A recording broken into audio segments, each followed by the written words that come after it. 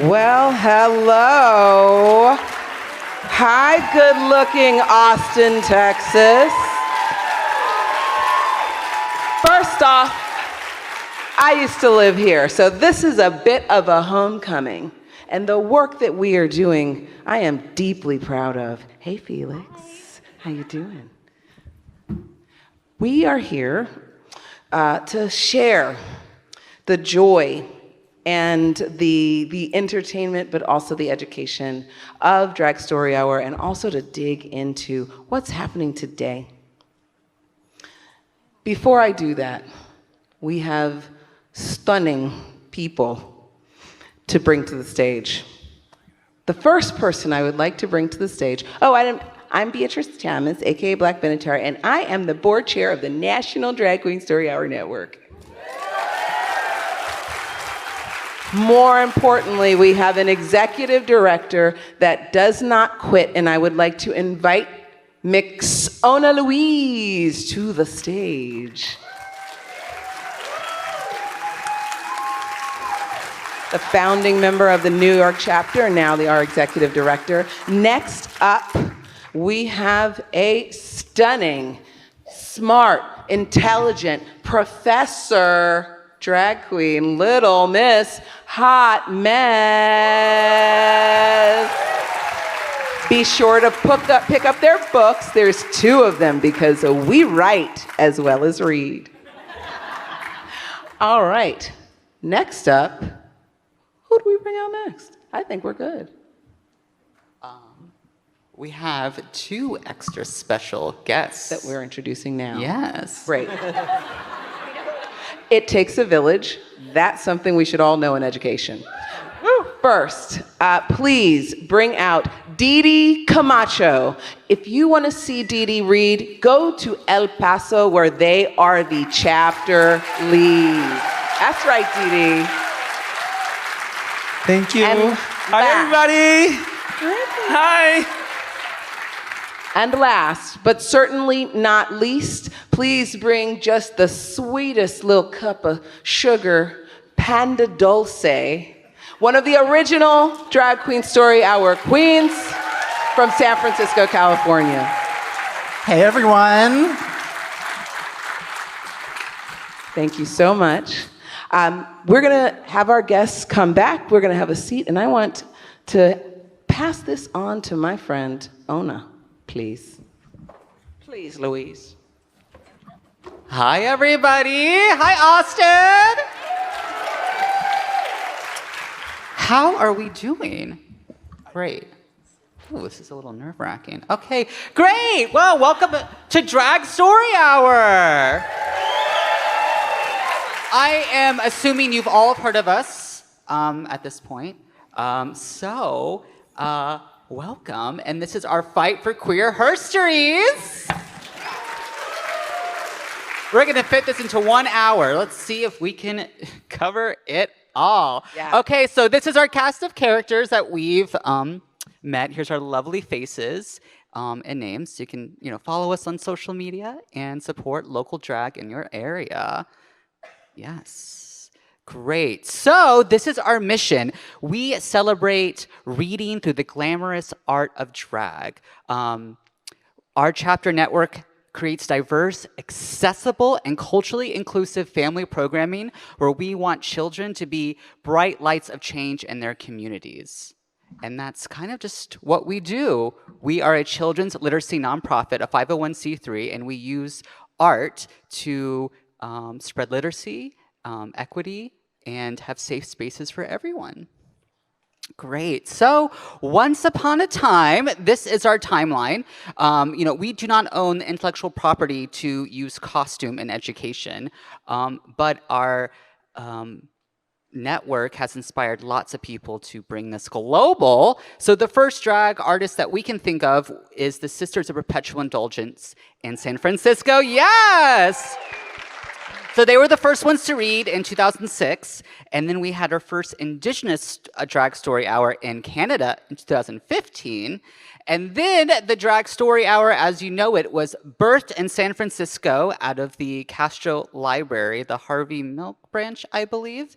And we started with a lot of POC trans women who do drag, and that was our foundation of how we started. Cut to 2023, and here we are at South by Southwest for the second time as a featured session. We love it. Love it. Okay, what do we do? So people know that we are in libraries, right? So we have actually many diverse programs that we do. We do story hours for ages 3 to 8. We do middle school visits. We go to high school and visit GSAs and do drama club visits. We do bilingual story hours, multilingual story hours. We do our neurodiverse programming and story hour with kids with autism and other special needs. We visit your universities. We do corporate engagements, some diversity equity training. We fight trans misogyny, and we're breaking the binary, honey, so welcome to it. Yeah. Great. So you're going to get a special story hour in person right now. So we're going to bring Black Benatar back to the stage to demo what we do, which is so controversial. So controversial. Take it away. I have it right here, so I don't even have to hold the book. Technology is amazing. I'd like to read you a story by Peter H. Reynolds. It's called Say Something. This world needs your voice, and your voice, and your voice. Yes, yours. Go ahead. It doesn't need to be perfect as long as it's from your, what's that? What's this? Heart. That's right. Oh, it's a smart group here. I love it. You don't have to be loud. Powerful words can be a whisper. Can everyone whisper the word peace? Peace. Isn't that nice? So you can say something in so many ways with words. La, la, la, I. With action, I'm gonna do something. Or with perhaps a little creativity. If you see someone lonely, can everyone show me their lonely face? Oh, it's a terribly sad face. So if you see someone with a lonely face, say something by just being there. Huh? Just sit down. You don't have to say anything. You are saying something by being there.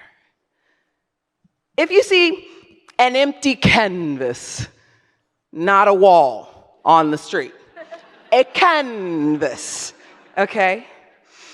Say something with, what could this be?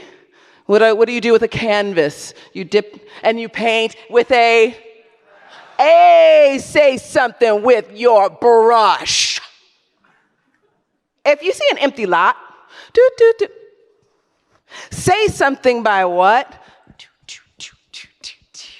Planting a seed and watching it bloom. Can everyone bloom for me?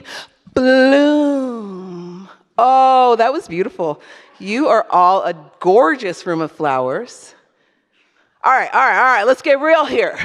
Okay, if you see someone getting hurt, okay, everyone pump up your chest, brave chest. Let me see your brave chest, brave chest. Say something by being brave. I'm gonna say it, you're gonna repeat. Hey, stop.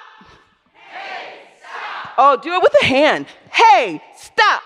Hey, stop. That's right, okay? That's how we feel about people being hurt. If you see something beautiful, okay, stop. I mean, if you see something beautiful, just stop. I can't believe you guys, it's terrible. Say something like, with a poem, something like, roses are red, violets are blue, black Benatar's the best, and so are you.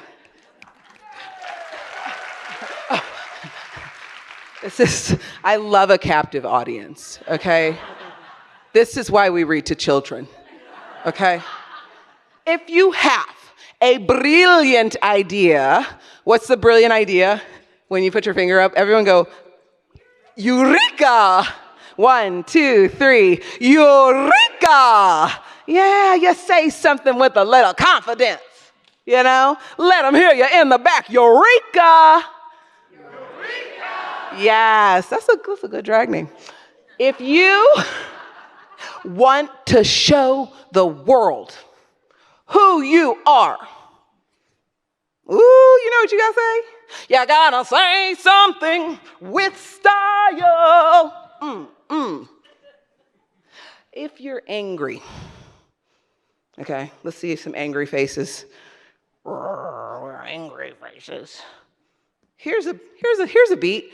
Relax the face and say something to help people understand maybe what's happening in here. Something like, you made me feel invisible, and it really hurt my feelings. Did y'all hear that? They knew what to do. They said, I'm sorry. They didn't even need to say words. They mouthed it, I'm sorry. If you see injustice, say something, but peacefully. 'Tis all right. 'Tis indeed all right. Inspire others to do the same. What kind of shape do you see on that page? Hearts. Hearts. We'll just stop there because love. Thank you. Moving on. Sometimes you'll say something and no one will be listening. It's going to hurt a little bit. But I want you to keep saying what's in your heart. And you will find someone who listens. And if you keep saying it, and keep saying it, and keep saying it, and keep saying it, and keep saying it, you may be surprised to find the entire world is listening. If you are grateful to be alive, quietly say something to the stars, to the universe. Everyone give yourself a little message of love right now, just quiet, just to yourself. Oh, that was nice. Some people find it easier to say something to others. Hello, how you doing? I hope, let's this, I want, let's go, okay. But here's the thing, everybody has something to say. So we gotta find ways so we can hear everybody. Okay, we've had our tutorial. So now, when you are ready, what are we gonna do? Say something. Go why? Because your voice, and your voice, and your voice can change the world. Are y'all ready to say something? Let's do it.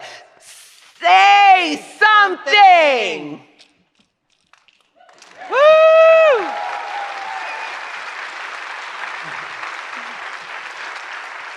Thank you so much. My greatest joy is reading to children.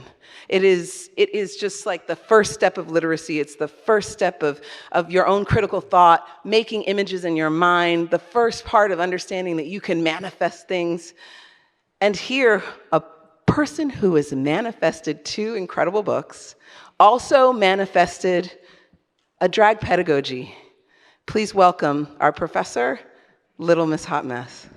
Thank you, Black Venator. So that's right, I'm not only a drag queen, I'm not only an authoress, I'm also a professor. And one of the joys of being involved with this program for me has been thinking about what kids can learn from drag performers. You know, we get these fabulous performances, we get these wonderful, enriching texts, and what happens when we bring all of that together? So, a co-author and I, Dr. Harper Keenan, who's a scholar of trans and queer education, published this article that I'm going to give you a minute to scan if you want to download it, called Drag Pedagogy, the Playful Practice of Queer Imagination in Early Childhood, published in Curriculum Inquiry. Yes, we are getting some Routledge Press realness up in here. And with this piece, what we're really trying to do, like I said, is think about what happens when kids and drag performers get into the room together. And we kind of spell out 5 different things that we think, that we think that drag can teach children. So number 1, we think that drag is all about play and imagination. Yes, it's about gender. Yes, it's about, swapping our assumptions about who's who in this world and having a little fun. But it's also about really doing serious work through play, really getting dirty and opening up our imaginations to new ways of being in the world. Number 2, we think that drag, in all of its stylistic and aesthetic transformations, already teaches children something. They see us walk into the classroom and they wonder, who is that and why do they look so glamorous? So there's something about this sequined, beautiful, over-the-top performance that already gets kids asking questions about the world around them, what's usual, what's unusual, what a celebration can look like. Number 3, we're interested in how drag can teach kids to be just a little bit strategically defiant, to know when it's appropriate to ask those questions of why, to not take no for an answer, to know that they can talk back a little bit to adults to get the answers that they're looking for. It's sort of a form of critical thinking. We also think, number 4, that drag teaches wonderful lessons in how we can all use humor and camp to destigmatize shame, to brush off those things that make us feel stigmatized and maybe hurt a little bit, and to do what we performers have always done, which is to hold our heads high and make sure that we're laughing together and not at each other. And then finally, we are also interested in how drag not only promotes a sense of empathy, but really goes beyond empathy. We're not interested in walking in someone else's shoes. We're not interested in trying to consume another culture.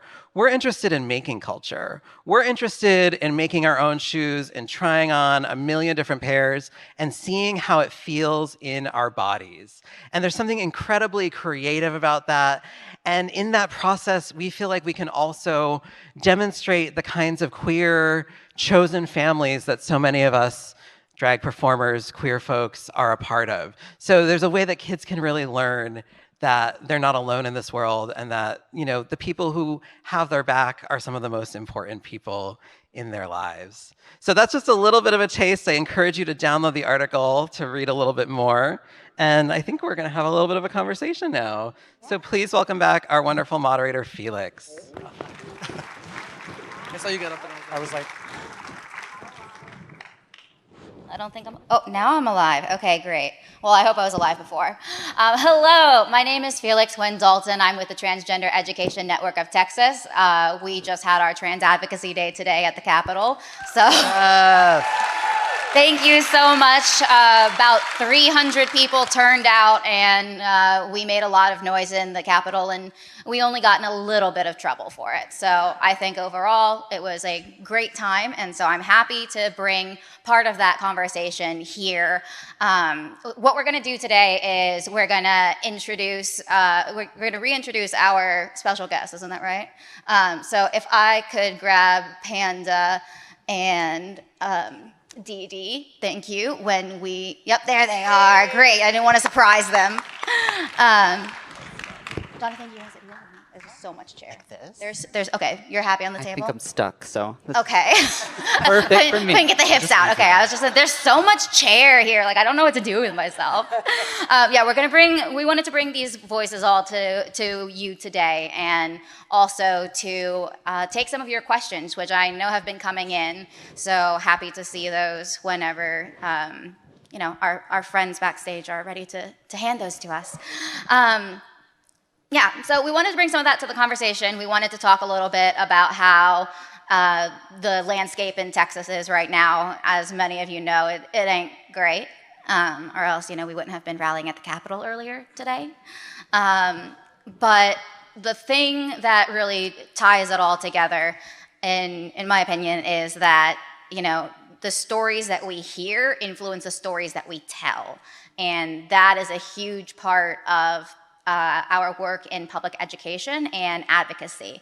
The stories that we tell to our lawmakers are the stories that change their hearts and minds. So that is why I am thrilled to be here with these wonderful storytellers today. We do have a question here from the audience, so please send those in. We'll keep an eye on them as they're coming in and kind of weave them into the story. What story? As we go. I want to start, if we can talk about, the significance of using storytelling in drag. And we also have from the audience, people who are looking to support students who are doing drag. So if you could kind of speak to those two things just to get us started, we'll just kind of, have at it. Who wants to start? Who's going to be brave? Hot mess. I feel like you would be great to share about storytelling and why drag and why kids. Yeah, I mean, like I was saying before, I think that drag is all about the sense of play. It's about imagination. It's about creativity. And storytelling, the stories that we tell with a program like Drag Story Hour, some of them are kind of your classic read aloud favorites, but many of them we really carefully curate to address topics related to the LGBT community, related to BIPOC communities, stories that talk about finding your voice, as we heard today, stories that talk about expressing yourself, standing up for what you believe in. And so many of these stories are already part of the canon of children's literature, but I think we really get to bring them out and bring them alive in new ways. I'd love to jump in there. Mm-hmm.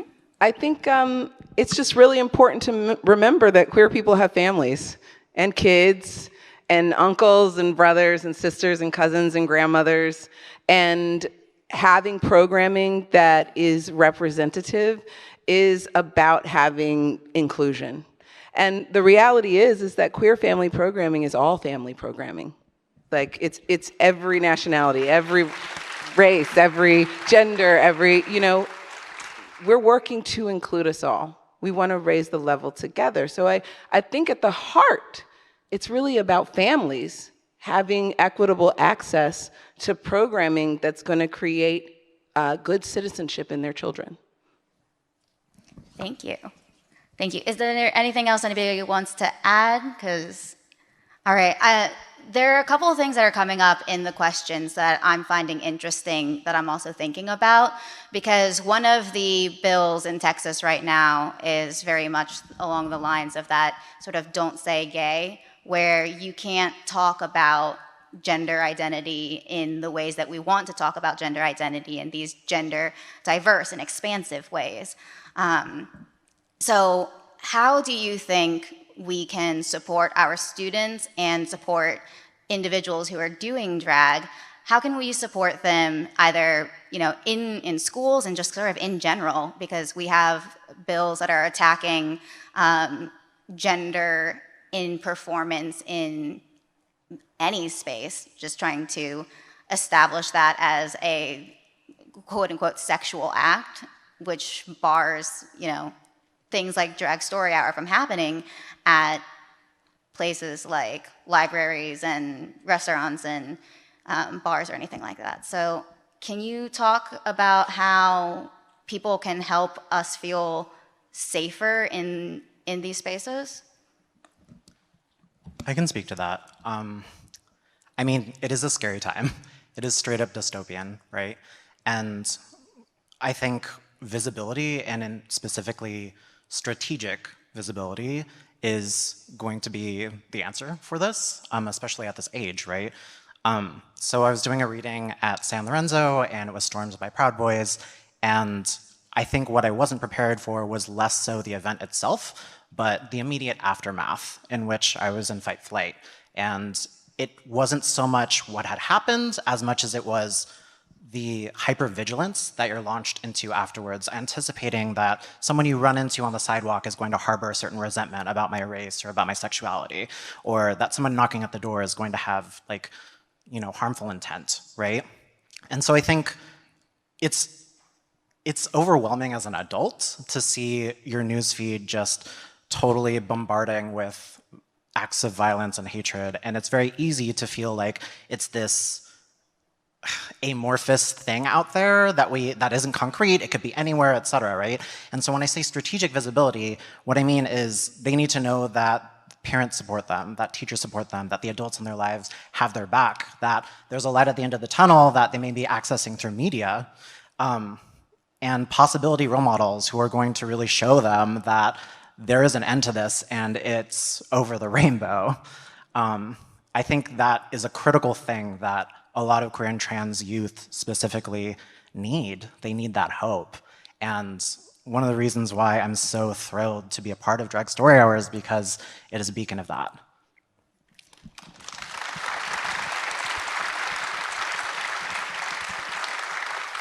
Thank you. Thank you so much for sharing your personal experience too. I'm sorry that happened to you. That is just one of those things that's unimaginable, that people can harbor that kind of ill will and hatred. So thank you for sharing that.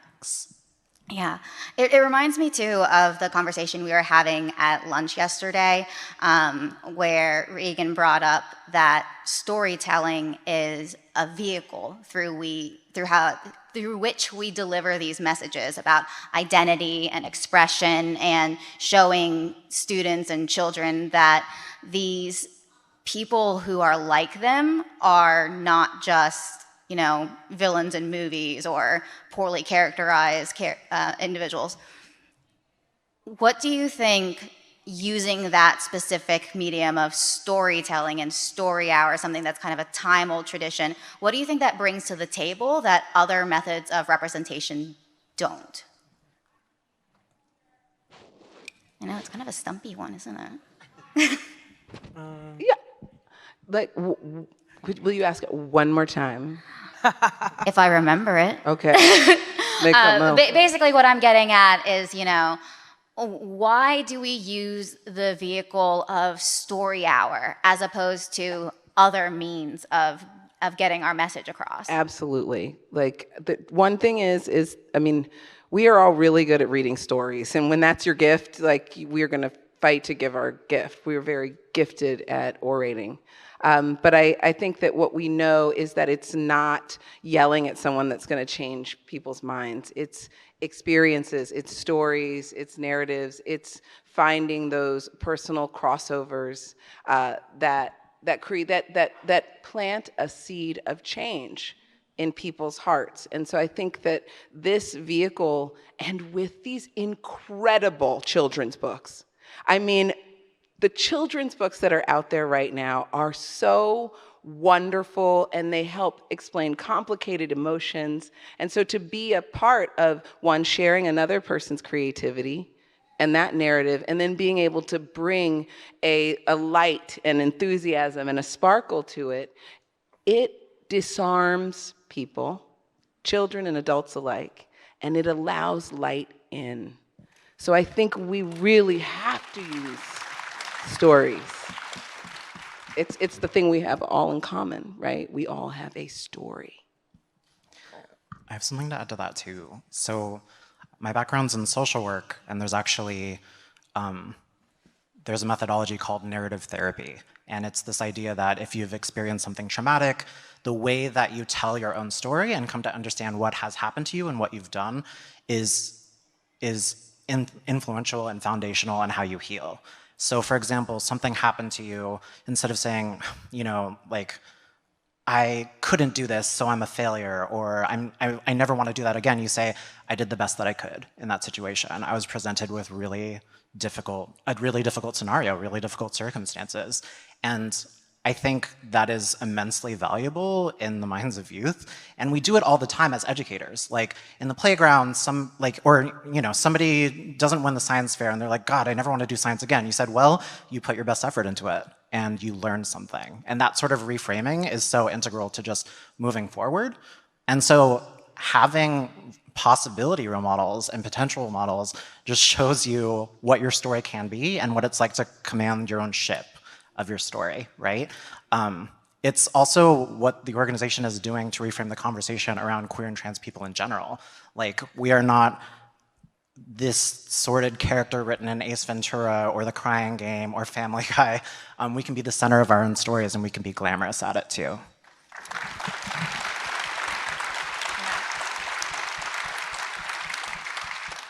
I'd love for folks to talk to me a little bit more about this idea of personal crossovers that Black Benatar brought up, because that is something that we at Tent coach people to do when we do storytelling training for the people who are going to speak to representatives and for the people who are going to testify in front of the House.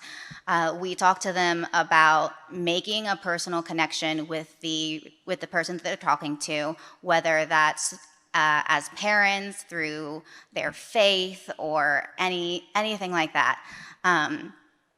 Tell me a bit more about how perhaps your personal connections have brought you to either drag, or maybe a time when you've been able to use a personal connection to reach out to someone who might not have been amenable to you, right? Because that's one of the questions that I'm seeing from the audience. How do you handle like teachers, administrators, parents who aren't supportive? Yeah, so once again, I'm Ona Louise, and this is also my mother's name. So, drag for me, if drag is an art form, art can be expressed in many different ways and,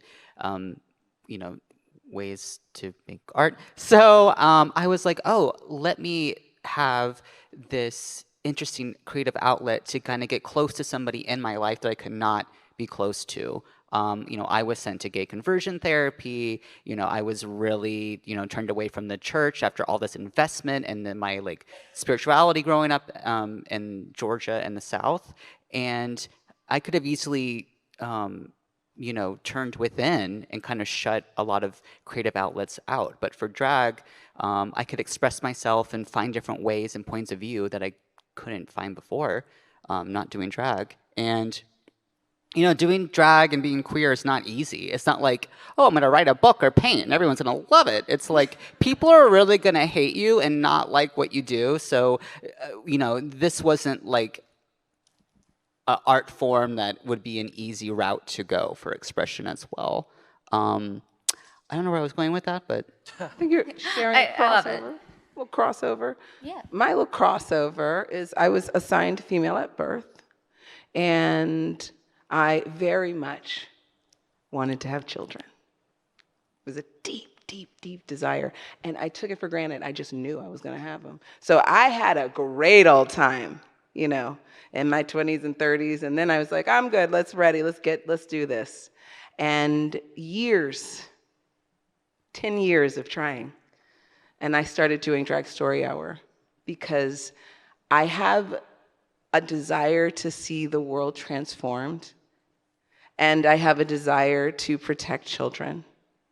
And so Drag Story Hour gave me an opportunity to place that nurturance, the desire to transform the world into the very only people who actually have that power.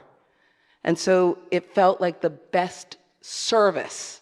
This is a service act for me. This is the service I give to our children so that they may grow into incredible, autonomous, self-powered and value-based humans. So it means a lot to me. This is all of the things all the magic I wanted to give my own children. I get to do that with this program. Thank you. And thank you for sharing your personal connection with that too. I know we were talking about that over lunch as well, and it's not easy. Yeah. I'm going to address the audience for a minute. I need y'all to go. This is not a plug. They did not ask me to do this, but I need y'all to go to the South by Southwest EDU Go app and click Engage on the event page. And if you don't have a question, that's totally okay. If you do, please put it in there. If you don't have a question, please upvote or like the questions that you would like to see us answer, because that makes it show up on the screen, and I think I need it. I think I need to game the system a bit because it's not changing. And I'm like, yeah, thanks. We're gonna make it happen in real time. It's gonna be okay. Can I add on to that last question? Please, go for it. I just want to say, to get to the second part of the question about how do we address teachers or educators or political leaders who think that queerness is a problem, I do think that storytelling and artistry is part of that. But I also think we need political organizing. And I think that art is a form of political organizing. But in this time when so many of us feel, rightfully so, that we're under attack, I think we need to hit back harder. We need to get ahead of this, and we need to fight for policies that not only protect queer and trans children, but really allow queer and trans children to thrive, right? We need not just legislation. We don't need to just beat the legislation that's coming at us. We need affirmative legislation that ensures that all schools teach about LGBT issues, teach about LGBT history, affirm children's identities, pronouns, allows access to all sorts of programs, sports, bathrooms, et cetera. This is a fight that we're in, and I think twirling and storytelling is part of it, and so is reaching out to our legislators, getting involved at every level, from library and school boards, up into the White House. Thank you so much for bringing that up. Yeah, I just wanted to double snaps that one. Yeah. Yes. Yeah. The other thing too is that this has happened before. It happened during the McCarthy era, it happened with Anita Bryant, it happened during the civil rights movement, where there were teachers who were advocating for segregation in their schools, and that they deemed a certain social class to be less than, and so should be deserving of lesser resources. And the same is happening now. And not only that, but they're trying to eradicate our histories and African American history, so we won't be aware of the ruse. And it's just, we need to organize. Now is the time. It's insidious. It is absolutely insidious. Yeah. I really appreciate that y'all are talking about the politics and the political organizing that we need to do and how we can affect things from a kind of grassroots level.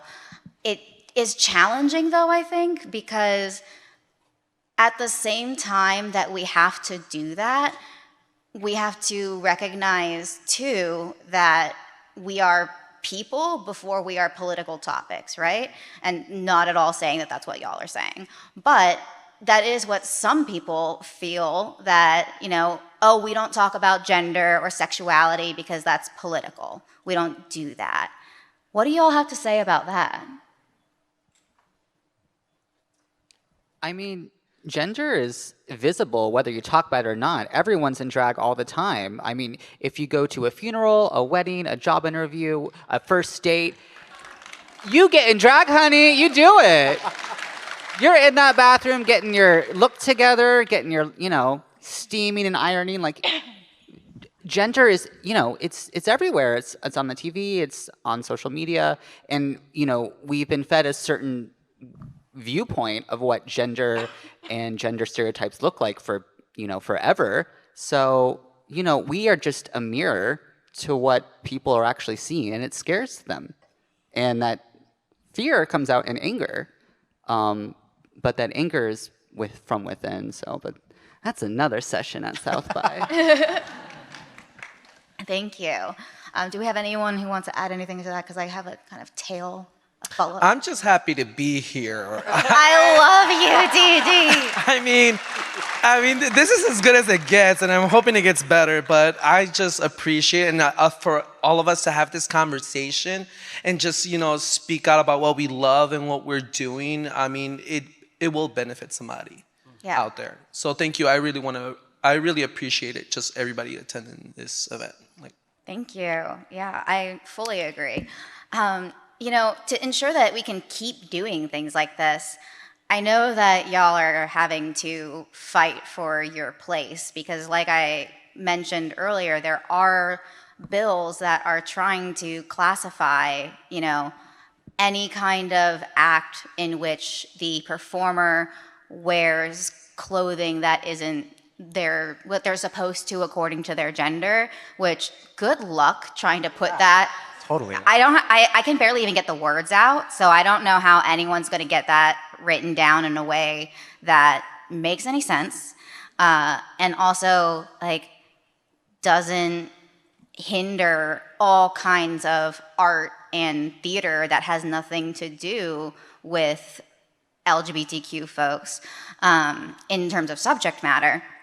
But what do y'all, as performers, individuals, and collectively as Drag Story Hour, what do y'all say to the people who think that this is just some way to introduce sexuality in not our sexuality as in sexual preferences, but sexuality as in just perverse sexuality, as if this is some criminal thing where you kind of seduce the kids, speaking to that sort of anger and fear that you were talking about. But yeah. That is so far away from, so my brain can't really wrap around that part, those thoughts. But I will tell you that kids are talking about sex. They are hearing about sex. They might even be seeing sex in magazines that were underneath Papa's bed, or kids are so incredibly intelligent, and they are paying attention to absolutely everything. So to think that omission is somehow a method of teaching someone a way to be is absolutely, when you talk about omission, then you are allowing someone else to inform. Education has rules. There are background checks. There programs have rules and they have behaviors. We enact those practices. So I think that if people were interested in a deeper conversation, what they would learn is the ways in which we are, providing a format for safe inquiry. I don't often have children ask me directly about sex. What are you? Is something I get. What are you? And I'm like, I'm fabulous. Yes. But of course, darling, right? So I'm a sequin. So there's just so many ways that we share with children ways of being. And I just think that the idea that by not talking about it, they're not getting certain information is naive. Yeah, and I would also just say, I always say to the haters that try to, suggest that we are indoctrinating children, I always say, this is about imagination, not indoctrination. The irony is that we're here, like Black Benatar said, opening kids' minds, encouraging them to ask questions, to get those inquisitive thoughts out into the world. And our haters are the ones who are trying to promote this really rigid, narrow, binaristic view of the world where things are right or wrong, and you have to act and dress and be a certain way. And we're saying, no, ask questions about that. Open up your mind, imagine a better future. So it's really kind of like a, I'm going to say what's the thing about sticking like glue? You know what I'm trying to say. I know what I'm trying to say. Sticks to you. Sticks to you, yeah. Got it, nailed it. Rob, something about Nailed it. Yeah. Sticks to you. Sticks to you. Sticks to you. Also, this is kind of like a spicy take or whatever, but We love it. Come on, don't say it. but like, I think it's a classic case of projection because it's like when I think of indoctrination, it's like who is on street corners preaching, who is handing out pamphlets, who is sending missionaries abroad, who is teaching their kids like if you live any other way beside the one that I am instituting on you, then you're going to be on the street. Mm-hmm. We are not doing that. We're not doing that. Yeah. No. Yeah. The follow-up second part of the question that we just addressed was how do our allies help us to amplify that message? And I want to touch on something that Little Miss Hot Mess said about the children asking questions, right? And I think creating a safe space for children to be able to ask those questions and to express themselves in different ways is a part of amplifying that message, right? Is there anything else that you would, just real quick say has helped in reforming the narrative around what y'all do? I think a big question we have is a lot of parents and caregivers get kind of nervous of maybe taking their kid to one of our programs, then coming home and not being able to answer questions that kids may have. It could be as simple as, oh, like, I don't know, yeah, like, what are you? And then people get adults get overwhelmed, and then they have to reckon with themselves and answer their own questions about their own, gender and their own presentation and their own ideals. So, offering white pages and one sheets and education for adults and getting people knowledgeable in topics is helpful. Yeah, and also adults come to our story hours and parents, and they learn. They learn when we have an incredible drag queen in San Francisco named Persia, and Persia is a non-binary woman, and they ask all the time, Persia, what are your pronouns, Persia? And she gets to say, I'm fluid. Today I'm feeling this way. Tomorrow it may be different. I love that you checked in with me. Thank you. Right? And I think that those are things that parents can say. Well, today, this is what we experience. Tomorrow it might be different. Probably best to ask. Right. So, yeah. Thank you. Yeah, this actually came up in the training that we did today for people who went to the Capitol to talk to representatives. We talked about how you don't have to be a subject matter expert, right? Like if you don't know the answer, it's okay. You can find resources to get to people who do know the answer. It's okay to say, I don't know, but let me look into it and I'll get back to you. That also helps to expand students' worldview. There are other people out there who know about these things. What you are an expert in is your own experience. So you can talk about your experience with the things that they're asking about. You can talk about your experience with LGBTQ people whom you know and love. So that is a big part of it. I heard, parents might not know what to say to children when they go to a story hour and they come back.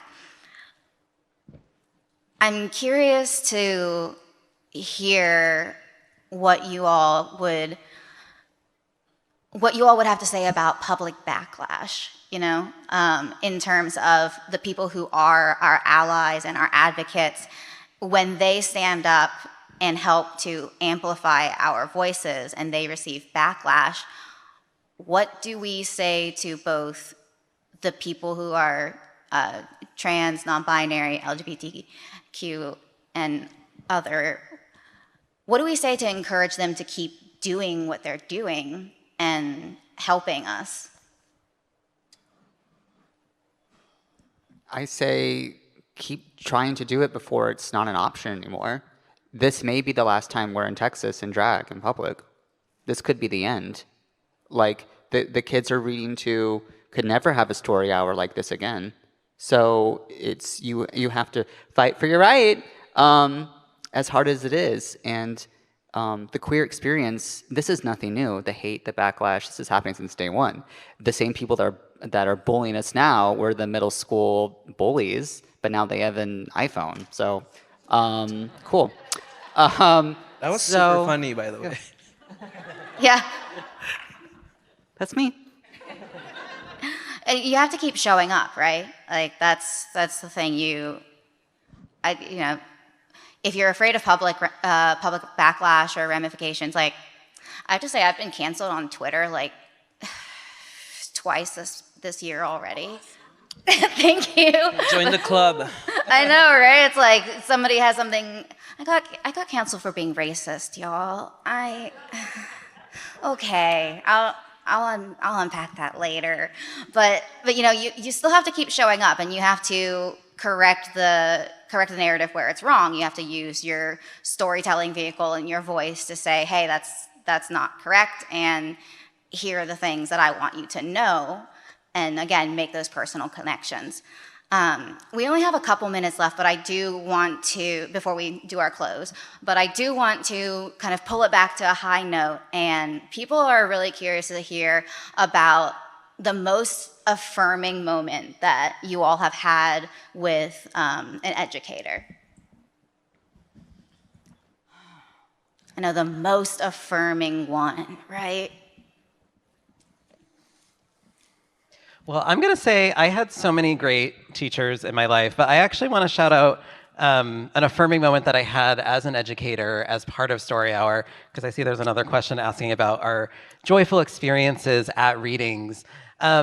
And there was just this one reading where these kids were at the library. They hadn't even been to the reading, but they saw me hanging out after, and they had so many questions. Who are you? What are you doing in our library?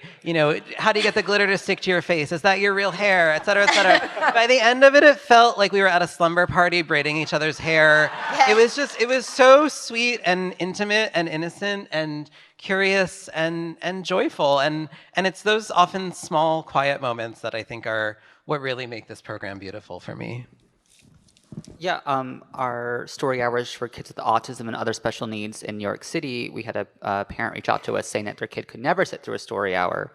But after, our particular curriculum for these storytellings, not only could they sit through the whole story hour, they were engaging, asking questions, and now when they go to the library, they always ask for the drag queen, thinking that this person is there and this is like the space. So, yeah. I would offer, teachers are amazing, big fan, always supportive, right? When you're invited to a school, it's good. This is a good moment. But I think I want to shout out to our librarians up in the house. Woo-hoo! We could not do this without our librarians. We love you, librarians. You help us. You help us find books. You help us lead songs when we don't remember the words to the wheels on the bus. You are in the back. You bring out the right scarves to hand out to folks when the kids are getting, have a shpulkas. They got ants in their pants. Our librarians are just like a treasured resource in this country, and they have 100% been the wind beneath our wings. They have always helped us with research, helped us when we needed to show up in a way that the authorities or the institution needed us to show up in that way, and our librarians are our allies, and they are our siblings in this work for access, for people to have access to inclusive programming. I love you, librarians. Thank you. Yeah, I love that shout out. Do we have any final words, or are we ready to Is that a No, I just want to give a shout out to the parents that bring the children to the story hour. So yeah, it's or teachers or librarians for hosting actually the story hour. So yeah, a big shout out to you guys. Going back to the very beginning with Black Benatar said it takes a village, right? So at this point, I think we're ready to switch ourselves back to our slides and have our closing.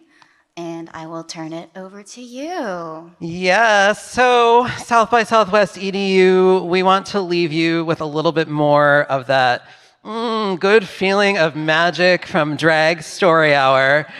So, in our last few minutes here, I'm going to invite everyone to stand up if you're able, because this is a sing and dance along book. It is my latest that just came out this year called If You're a Drag Queen and You Know It. And I know you all know it. So we're going to sing along to the tune of If You're Happy and You Know It and just go through a few of these verses so we can all leave with a little extra swish in our hips and spring in our step.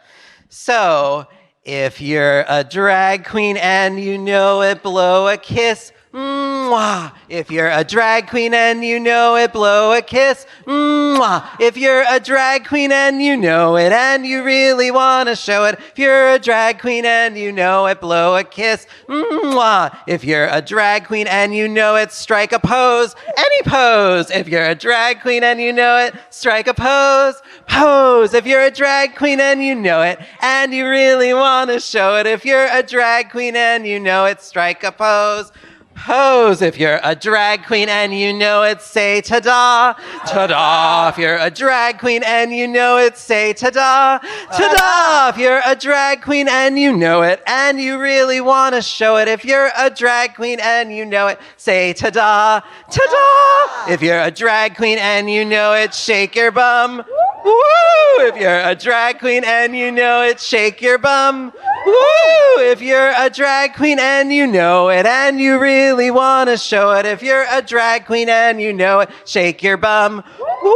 If you're a drag queen and you know it, shout yes, queen. Yes, queen. If you're a drag queen and you know it, shout yes, queen. Yes, queen. If you're a drag queen and you know it and you really want to show it. If you're a drag queen and you know it, shout yes, queen. Yes, queen. Excellent. Give yourselves a huge round of applause. I think we might have some queens and other fabulous beings in training in the house tonight. Oh my goodness. All right, 1 minute and 35 seconds left. Uh-oh. So do we need to do a speed round? Because I've got a speed round. Do it. Okay, speed round, 1 minute and 23 seconds. What's your favorite children's book? Bodies are cool. Neither by Airlie Anderson. Seconded. It destroys binaries. We love that. My books. Bienvenido, Maria.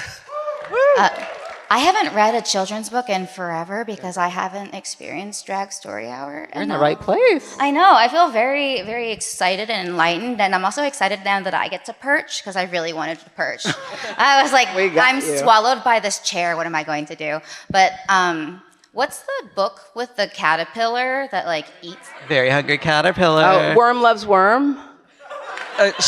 Also a good one. She looks like she's been sunburned. I love children's books. Yeah, no, it's the one with the caterpillar and the little. Oh, and I totally know what you're talking about. I know which one you're talking about. I want to share a story though. Just one story. It was 27 seconds, go. 27 seconds. Ultimately, one of the transformative things that I have seen happen when doing a drag queen story hour. During the pandemic, we had the Gay Straight Alliance, and they had a drag story hour for kids in school. It's not a school program. It's outside of school, so they can do program. So they invited all these kids, and they were like, hey, these kids are not going to be on camera because some of these kids are out. They're going to be in closets. They're going to be in bathrooms. They're going to be under their bed. They are not going to be able to turn on their cameras. And so we had people doing it.